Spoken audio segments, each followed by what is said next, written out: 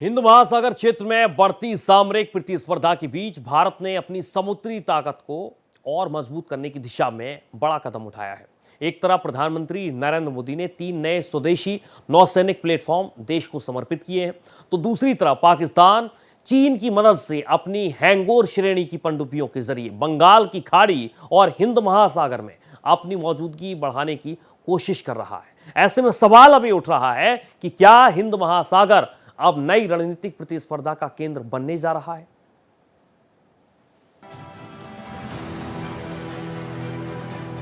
भारत लगातार अपनी नौसैनिक क्षमता को नई ऊंचाइयों पर ले जा रहा है।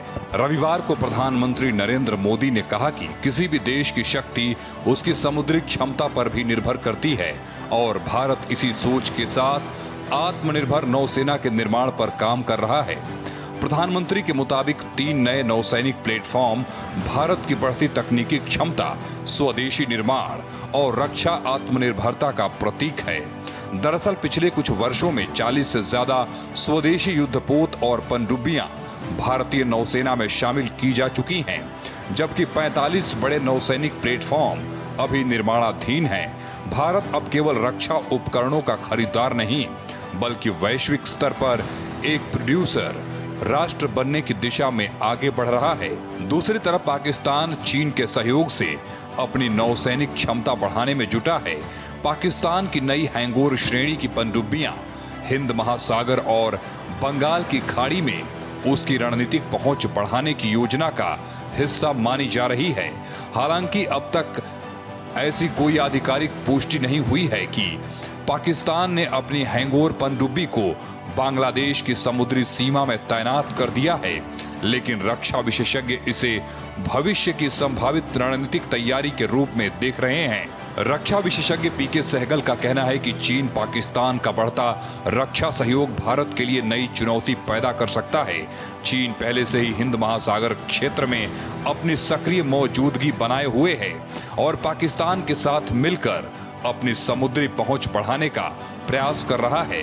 इसके जवाब में भारत स्वदेशी युद्धपोतों, पनडुब्बियों और आधुनिक समुद्री निगरानी तंत्र के जरिए अपनी स्थिति और मजबूत कर रहा है। को ध्यान में रखना है कि पाकिस्तान और चाइना मिला के, चाइना के जैसे मैंने कहा 450 है, पाकिस्तान के 100 है इस समय, हिंदुस्तान के टोटल 150 है। ऐसे में हिंदुस्तान को अपनी नेवी की शक्ति और बढ़ रही है।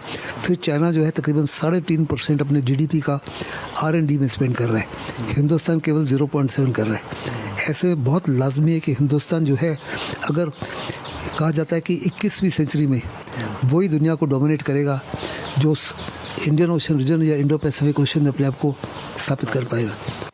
रक्षा मामलों के जानकार रिटायर्ड कर्नल US राठौर ने कहा कि समुद्री सीमा में चीन, पाकिस्तान, बांग्लादेश भारत को नई चुनौती देते दिख रहे हैं। ऐसे में भारत को रक्षा बजट बढ़ाना होगा।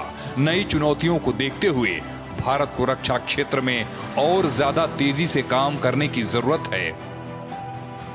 चीन, पाकिस्तान और बांग्लादेश लगता है भारत को चारों तरफ से घेरने की तैयारी कर रहे हैं, चाहे वो लैंड बॉर्डर्स हो, चाहे वो एयर स्पेस हो और चाहे वो ओशन हो। पाकिस्तानी नेवी का ये डिसीजन कि वो PNS हैंगोर को बे ऑफ बंगाल में डिप्लॉय करेगी, इसमें बांग्लादेश और पाकिस्तान के बीच बढ़ती नजदीकियां दिखाई देती हैं।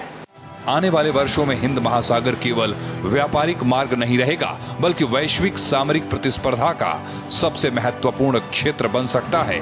ऐसे में भारत की आत्मनिर्भर नौसैनिक रणनीति न केवल देश की सुरक्षा को मजबूत करेगी, बल्कि क्षेत्रीय शक्ति संतुलन बनाए रखने में भी बड़ी भूमिका निभाएगी।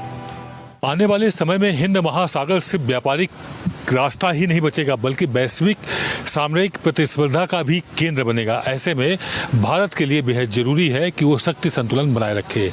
एक तरफ सीमा की रक्षा भी करे, भारतीय सीमा समुद्री मार्ग की 11,000 किलोमीटर से भी ज़्यादा की है, और दूसरी तरफ अपनी ताकत के दम पर सामरिक संबंध भी बनाए रखे। कैमरा पर्सन दिलीप के साथ आदित्य द्विवेदी, भारत एक्सप्रेस, दिल्ली।